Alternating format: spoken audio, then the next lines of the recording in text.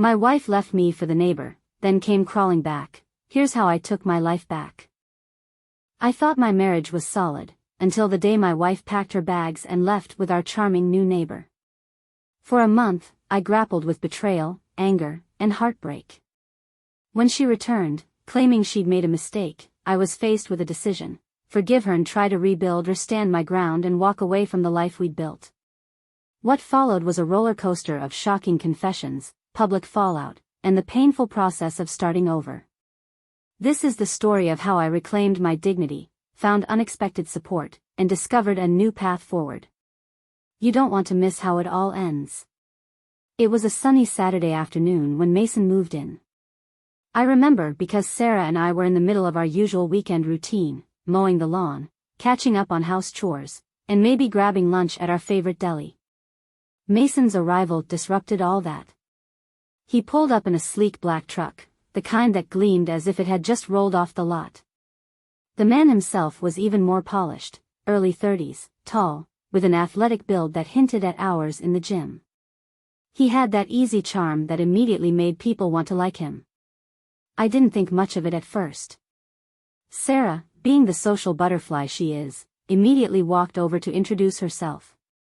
I followed, a step or two behind, offering a polite wave as she beamed up at him. "Hi. I'm Sarah," she said, her tone just a little too bright. "Mason," he replied, flashing a smile so white it could have been in a toothpaste commercial. "And this is my husband, Nick," Sarah added, gesturing toward me. We shook hands, and I couldn't help but notice the way Mason's handshake was firm, confident. He had that kind of presence that demanded attention, and Sarah was giving him plenty of it. At first, I shrugged it off. Sarah's always been outgoing, the type to make friends wherever she goes. She'd chat up strangers in grocery store lines, invite new coworkers to dinners, and organize block parties like it was her second job. Maybe he'll be a decent addition to the neighborhood, I thought. At least he seems friendly. But over the next few weeks, I started noticing the little things. It began with Sarah's sudden eagerness to help Mason settle in. His moving truck got delayed, she said one evening, grabbing a Tupperware of leftovers from the fridge. "I'm taking this over so he has something to eat." "Didn't he just move in with a fully stocked fridge?" I asked, raising an eyebrow. She laughed, brushing me off. "Don't be ridiculous. It's just being neighborly." I watched as she walked out the door, carrying the food I had planned to eat for lunch the next day. Then there were the jokes. Mason had a knack for making people laugh, but Sarah's laughter seemed different. It was the kind of laugh I hadn't heard from her in years, light, bubbly, a little flirty. One night, I came home from work to find them chatting on our front porch. Sarah was laughing so hard she had to wipe tears from her eyes. Mason leaned casually against the railing, grinning like he was the funniest man alive. "What's so funny?" I asked, stepping outside. "Oh, Mason was just telling me about his college days," Sarah said, still giggling. Mason gave me a friendly nod. "You know how it is, man. Wild times back then." I forced a chuckle and headed inside, feeling like an outsider in my own home. The looks were the final straw. It wasn't just the way she looked at him, it was the way he looked at her. Lingering glances that stretched a beat too long, subtle smiles exchanged when they thought I wasn't watching. One evening, we were at a neighborhood barbecue. Mason was manning the grill, flipping burgers and cracking jokes, and Sarah was right beside him, hanging on his every word. As I stood a few feet away, sipping my drink, I saw it. She leaned in closer than necessary to hand him a plate, her hand brushing his arm. He looked down at her, his eyes lingering in a way that made my stomach churn. I started keeping track of their interactions, noticing how often she mentioned him. "Mason's so good with DIY projects," she said one evening as I struggled to fix a leaky faucet. "Mason recommended this great book. He has such good taste," she said another time, scrolling through her phone with a dreamy smile. It was like he was taking up more and more space in her world, and by extension, mine. I tried to tell myself I was imagining things, that I was overreacting. But deep down, I knew something was off. Sarah and I had been married for 8 years, and while our relationship wasn't perfect, we had always been a team. But now, there was a distance between us I couldn't ignore. She was distracted, her attention slipping away from me and landing squarely on Mason. One night, as we lay in bed, I finally voiced my concerns. "You've been spending a lot of time with Mason," I said carefully, staring up at the ceiling. Sarah turned to face me, her expression unreadable. "He's new, Nick. I'm just being friendly. Don't tell me you're jealous." Her words stung, but I didn't push further. Not then. Looking back, I should have trusted my instincts. The signs were all there, but I wanted to believe in her, in us. It wasn't until she packed her bags and walked out the door a month later that I realized how wrong I had been. It was a regular Tuesday morning, and I was sitting at the kitchen table with my coffee, scrolling through emails. Sarah was bustling around the kitchen, humming to herself as she made a smoothie. It seemed like any other day, until she casually dropped the bomb. "Oh, by the way," she said, her tone light, as if she were talking about the weather. "Mason and I are going on a trip." I froze, my coffee mug halfway to my lips. "Excuse me?" She didn't even look at me. She was focused on slicing a banana, her movements calm, deliberate. "Mason invited me to see his family's vacation house," she said, as though this was the most normal thing in the world. "It's just for a month." For a moment, I thought she was joking. But when she finally turned to face me, her expression was serious, almost impatient. "Sarah," I said, my voice strained. "What the hell are you talking about? You're going on a month-long trip with Mason?" "Yes," she replied, her tone matter-of-fact. "It's not a big deal. He asked if I wanted to go, and I thought, why not? Why not?" I repeated, my voice rising. "Because you're married, Sarah. To me. You don't just take off for a month with the neighbor like it's some casual weekend getaway."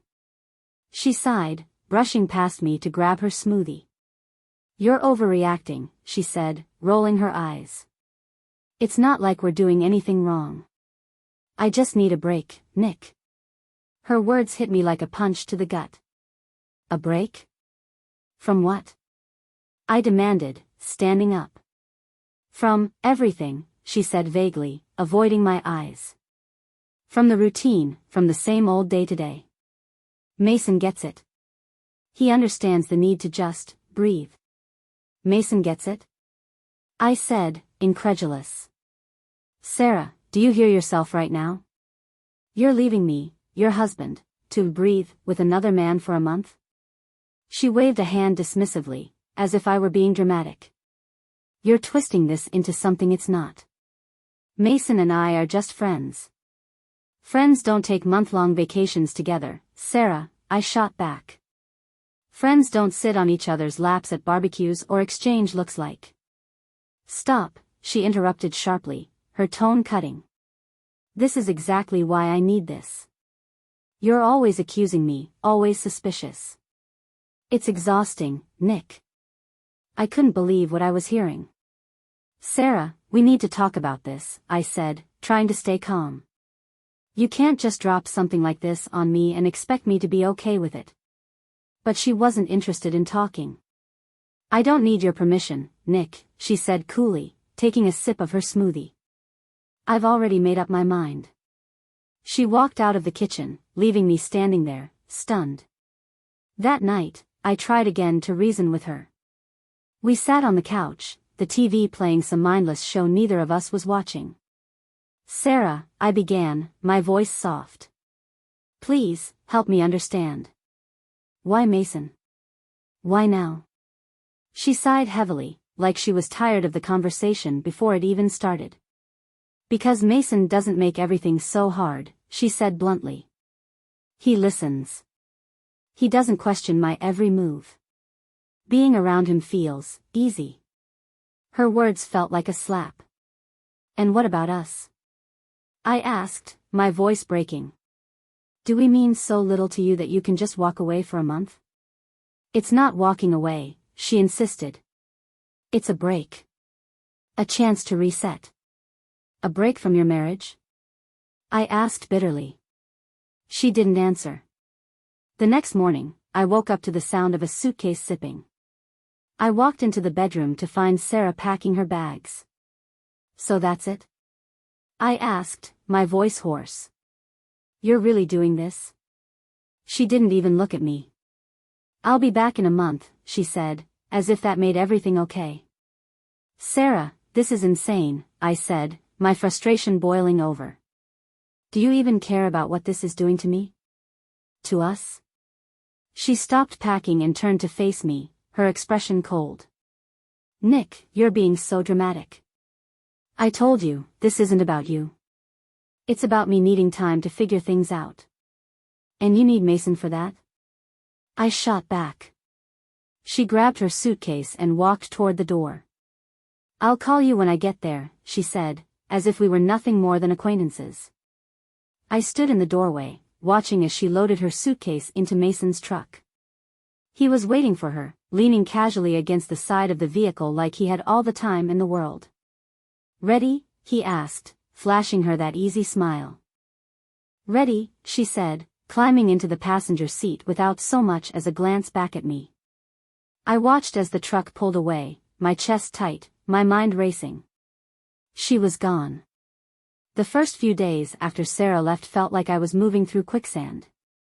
The house was eerily quiet, her absence as loud as a siren. I couldn't focus. Every time I tried to sit down or distract myself with work, I'd find my mind drifting back to her. What was she doing? Was she laughing with Mason? Did she miss me at all? I couldn't eat. Every time I looked at the dining table, I thought of the dinners we'd shared there, the casual banter, the little jokes only we understood. My stomach twisted at the thought of her sitting at another table with him, sharing those same moments. I barely slept. When I did, it was fitful, plagued by dreams of her and Mason together. I'd wake up in a cold sweat, my chest tight, the weight of her betrayal pressing down on me like a stone. By the fourth day, something shifted. I woke up, looked around the empty house, and realized, I couldn't keep living like this. I couldn't keep waiting for her to realize her mistake, for her to walk back through the door with some half-hearted apology. She had made her choice. Now, it was time for me to make mine. That morning, I called a lawyer. Sitting across from my lawyer, Claire, a no-nonsense woman in her 40s, I felt equal parts relief and dread. She listened intently as I laid out the situation, her pen scratching across her notepad. So, she left with the neighbor? Claire clarified, raising an eyebrow. I nodded. Yeah. She said it was just a break, but it's not. She's with him. And do you have any evidence of the affair? She asked. I pulled out my phone, opening the folder where I'd saved screenshots of Sarah's texts with Mason. The flirty messages, the not-so-subtle plans for their getaway, it was all there. Claire skimmed through them, nodding. This is good, she said. We'll need more, though. Bank statements, anything showing financial misconduct. And if you can, talk to neighbors, anyone who's seen them together. Over the next few days, I threw myself into gathering evidence. It was painful, digging through the wreckage of my marriage, but it gave me a sense of purpose. I combed through our bank account, printing statements that showed Sarah had been withdrawing money regularly, large amounts that didn't align with our usual expenses. One withdrawal stood out, $1,500 the day before she left. I asked myself if it was for the trip. For him. The thought made my blood boil. The neighbors were surprisingly forthcoming. Mrs. Daniels, who lived across the street, had always been a bit of a busybody. She didn't hold back when I asked if she'd noticed anything unusual. Oh, honey, I've been seeing them together for weeks, she said, shaking her head. They're always out there, chatting like teenagers. He'd come over when you weren't home, you know. My jaw tightened. Did you see them leave together? She nodded solemnly. Sure did. Saw her with her suitcase, getting into his truck like it was the most normal thing in the world. Piece by piece, I built my case. When I showed Claire everything, texts, financial records, neighbors' statements, she looked impressed. "This is solid," she said. "With this, we can protect your assets and ensure you're not blindsided in court." Hearing her say that gave me a small glimmer of hope. Filing the papers felt surreal. As I signed my name at the bottom of the document, I couldn't help but think about the day Sarah and I got married. The vows we'd exchanged, the promises we'd made. In sickness and in health, I muttered under my breath. What a joke. Still, as I handed the papers back to Claire, I felt a strange sense of relief. This was the first step toward taking back my life. The hardest part was the waiting. Sarah had no idea I'd filed. She hadn't reached out, hadn't called or texted since she left. Part of me wanted to scream at her, to demand answers. But another part of me knew it wouldn't matter. When she finally did return, she would find out exactly how serious I was. On the night after I filed, I sat on the couch with a glass of whiskey, staring at the stack of paperwork Claire had given me. For the first time in days, I let myself feel angry, not just at Sarah, but at myself. How had I missed the signs? How had I let things get this bad? But as the anger faded, it was replaced by something else, determination. This wasn't just about the divorce. This was about reclaiming my life, my dignity, and my future. Sarah had made her choice, and I wasn't going to let her, or anyone else, treat me like a backup plan. By the time I went to bed that night, the house felt a little less suffocating. It wasn't over yet. There were still battles to fight, papers to sign, and emotions to process. But for the first time since she left, I felt like I was back in control. It had been exactly 31 days since Sarah walked out the door, her suitcase in hand and Mason waiting in the truck. I'd spent every one of those days trying to make sense of what had happened, building the resolve to move forward without her. Then, out of nowhere, she came back. It was a Tuesday evening, just after 6 p.m. I had just settled onto the couch with a beer, trying to lose myself in the background noise of some random show on TV. The sound of the front door opening snapped me out of my daze. At first, I thought it was a mistake. Maybe I'd left it unlocked, and the wind had pushed it open. But then I saw her, Sarah, standing in the doorway, her hair perfectly styled, a casual smile on her face as if she'd just come back from running errands. "I'm back," she announced, her tone cheerful, almost triumphant. I froze, my mind scrambling to process what I was seeing. "What the hell are you doing here?" I finally managed to say, my voice sharper than I intended. She walked in like she owned the place, setting her purse on the kitchen counter. "I needed to clear my head," she said with an infuriatingly calm smile. "But I realized how much I love you."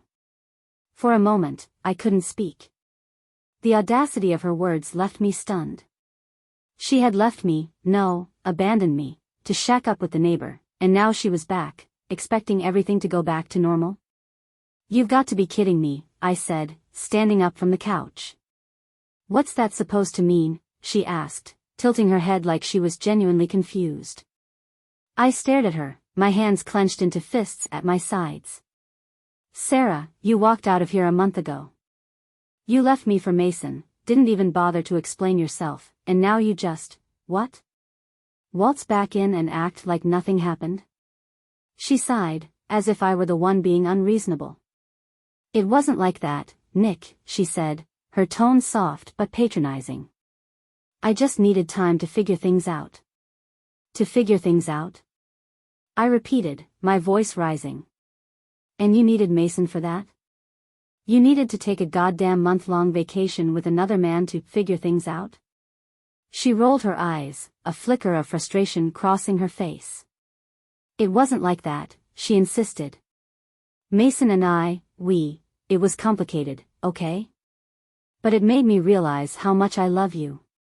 I laughed bitterly, shaking my head. "You realized you love me after spending a month with him? That's rich, Sarah." Her smile faltered, and for the first time, I saw a hint of nervousness in her eyes. "Nick, please," she said, taking a step toward me. I know I hurt you. I know I messed up. But I want to fix this. I want us to be okay. Her words were like gasoline on a fire. Fix this? I snapped, my anger boiling over. Sarah, you didn't just mess up. You destroyed everything. You left me for him. You chose him. And now that it didn't work out, you think you can just come back like nothing happened? Tears welled up in her eyes, and for a moment, I almost felt bad. Almost. I made a mistake, she said, her voice trembling. But Nick, I came back because I love you. Because I know we're meant to be together. I let out a bitter laugh. You came back because it didn't work out with Mason, didn't you? He wasn't the fantasy you thought he was, so now you're back here, hoping I'll pick up the pieces. Her silence spoke volumes. I took a step closer to her, my voice lowering. Let me ask you something, Sarah. When you were with him, did you even think about me? Did you think about the life we built, about what you were throwing away? Her tears started to fall, and she shook her head. I didn't. I didn't mean to hurt you, she whispered. But you did, I said coldly. You hurt me in ways I didn't even know were possible. And now you want me to pretend it didn't happen? To just forgive and forget? I'm sorry, she said, her voice breaking. Nick, I'll do whatever it takes to make this right. Please, give me another chance. I stared at her, the woman I had once loved more than anything. The woman I had trusted, who had been my partner, my confidant. And now, all I could see was the betrayal, the lies, the choices she had made. I can't do this, Sarah, I said finally, my voice steady despite the storm raging inside me. You made your choice. Now, I'm making mine. Her eyes widened, and she reached for my hand, but I pulled away. Nick, please, she begged. Don't do this. I'll prove to you that I'm serious, that I love you. But it was too late. You're not coming back from this, I said firmly. You don't get to leave and treat me like a backup plan. I deserve better. Sarah stood there, tears streaming down her face, as I turned and walked away. The sound of the door closing behind her was the only thing that broke the heavy silence. After Sarah walked back into my life like nothing had happened, I couldn't let her waltz away without answers. So, after I calmed down enough to talk without yelling, I told her to sit down. If you want me to listen, Sarah, then start talking, I said coldly. What exactly happened with Mason? She sat at the dining table, her hands clutching a tissue, her face a mix of shame and desperation. It wasn't what I thought it would be, she began, her voice trembling. I leaned back in my chair, crossing my arms. Go on. At first, she tried to sugarcoat it. She talked about how Mason had invited her to his family's vacation house, how he made it sound like a luxurious escape, a place where they could unwind and find themselves. But the truth, as it turned out, was far less glamorous. Mason's vacation house wasn't a house, she admitted, avoiding my gaze. It was a cabin. A tiny, run-down cabin in the middle of nowhere. A cabin? I repeated, my eyebrows shooting up. She nodded, dabbing her eyes with the tissue. There was no running water. No electricity most of the time. The place was falling apart. I almost laughed at the absurdity of it. Sarah had always been someone who valued comfort. She wouldn't even go camping unless there was a luxury RV involved. Now I was supposed to believe she'd willingly stayed in a glorified shack for a month? It wasn't what I expected, she said, her voice breaking. He told me it would be romantic, but it wasn't. It was a nightmare. Why didn't you leave? I asked, my tone sharper than I intended. She flinched but answered, I thought it would get better. I kept telling myself, this is just temporary. But it didn't. Mason wasn't. He wasn't who I thought he was. I leaned forward, narrowing my eyes. What does that mean? She hesitated, her cheeks flushing with embarrassment. He was selfish, she said finally. He didn't care about me the way I thought he did. Everything was about him, what he wanted to do, what he thought was fun. He didn't listen to me, didn't care if I was uncomfortable. Uncomfortable how? I pressed, my frustration bubbling beneath the surface. She swallowed hard. He expected me to do all the cooking, the cleaning, even chopping firewood. He didn't lift a finger. This time, I couldn't stop the bitter laugh that escaped me. So you left your husband for a man who treated you like his maid? She winced but didn't argue. I know I made a mistake, Nick, she said, her voice cracking. I thought he was. I don't know, different. Better. But he wasn't. Her tears started flowing freely now, her words tumbling out in a mess of apologies and regrets. I thought I needed something new, she sobbed. Something exciting. But it wasn't exciting, Nick. It was miserable. He didn't care about me. He didn't even try to make it work. And now you're back, I said flatly. Yes, she said, nodding desperately. Because I realized how much I love you. I realized what we had, is real. I was stupid, Nick. I was selfish, and I didn't appreciate what we had. But I do now. Please, I want to fix this. I stared at her, trying to process everything she'd just told me. Mason, the perfect neighbor who had turned her head, was nothing more than a smooth-talking fraud. The romantic escape she had envisioned had turned into a nightmare.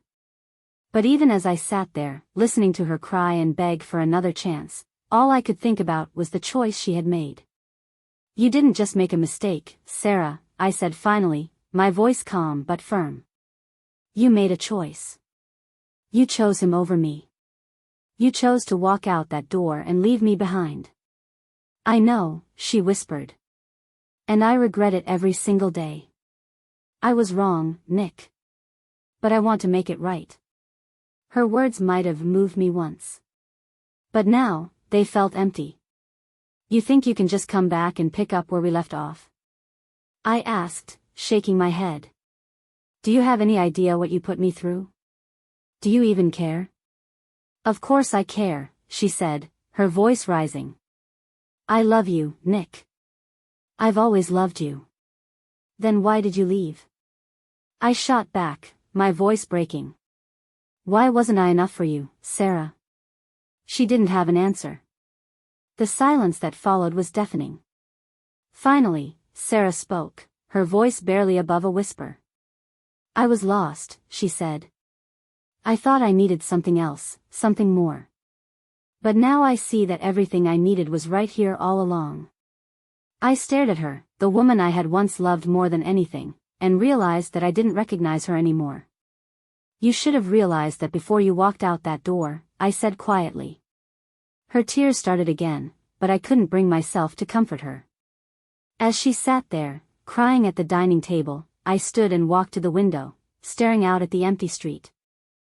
The same street where I'd watched her climb into Mason's truck a month ago, leaving me behind without a second thought. I'm not sure this is something we can fix, Sarah, I said finally, my voice heavy with exhaustion. Please, Nick, she said, her voice shaking. Just give me one more chance. I turned to face her, my heart breaking all over again. We'll see, I said, though deep down, I already knew the truth. After her teary confession about the disaster her month with Mason had been, Sarah looked at me like I was supposed to save her. Her eyes, red and swollen, pleaded with me, but I felt numb. You walked out of this marriage the moment you chose him over me, I said, my voice steady, though my hands clenched tightly at my sides. Sarah flinched as if I'd slapped her. Nick, please, she whispered. I know I hurt you, but I was confused. I made a mistake. Don't throw everything we've built away over one stupid decision. I let out a bitter laugh, shaking my head. One stupid decision? Sarah, this wasn't some spur-of-the-moment lapse in judgment. You packed your bags, walked out that door, and spent an entire month with another man. You didn't just betray me, you abandoned me. She started crying again, tears streaming down her face as she reached out to grab my hand. I stepped back, unwilling to let her touch me. I was lost, she said, her voice cracking. I didn't know what I wanted, Nick. But now I do. I want you. I love you. Her words felt hollow, a desperate attempt to salvage what she'd thrown away.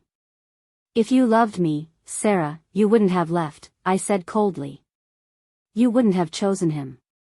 She shook her head violently, her tears coming faster. I didn't choose him. I was trying to find myself, trying to figure out what I needed. And you needed Mason for that? I shot back. You needed to lie to me, to humiliate me, to sleep in his bed for a month to figure out that maybe your husband was worth keeping? She dropped to her knees, clutching the hem of my shirt. I'll do anything, Nick, she sobbed. I'll go to therapy. I'll prove to you that I can be better, that I'm committed. Please, just don't give up on us. I stared down at her, my chest tightening. A part of me wanted to believe her, to give her the chance to make things right. But the other part of me, the part that remembered the sleepless nights, the humiliation, the constant replaying of her climbing into Mason's truck, knew better. You're not sorry you hurt me, I said, my voice quiet but firm.